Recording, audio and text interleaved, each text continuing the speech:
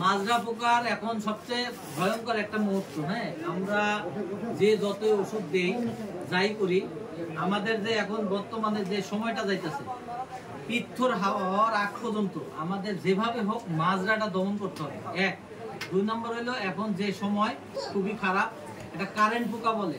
Current পোকা, যে পোকা রস চুষে খায় মানে বন্ধ করে দেয়, এই পোকাটা আর এই মাজরা পোকাটা। আর আরেকটা কি সমস্যা দেখা যায় লাস্টের দিকে, এই ব্লাস্টের সমস্যা দেখা যায়, পাতা জ্বলে যায়, ছোট ছোট যে চোখের মতো মানে মরিচা পড়ার মতো যে দাগগুলো স্মৃতি পড়ে যায়, পড়া থেকে আস্তে আস্তে পুরো পাতাটা নষ্ট হয়ে যায়।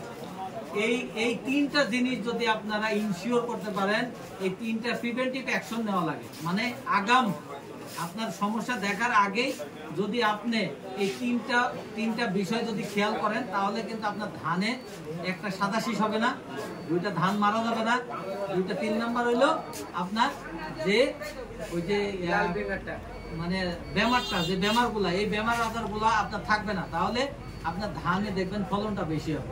আমরা কিন্তু ওই ভুল করি, যখন দেখি সাদা শীষ বাড়ানি শুরু হয়েছে তখন যাই ওষুধ দেই, তখন যাই ওষুধ দিলে আপনার ক্ষতি হয়ে গেলে তখন ওষুধ দিয়ে তো লাভ নেই, তাই না?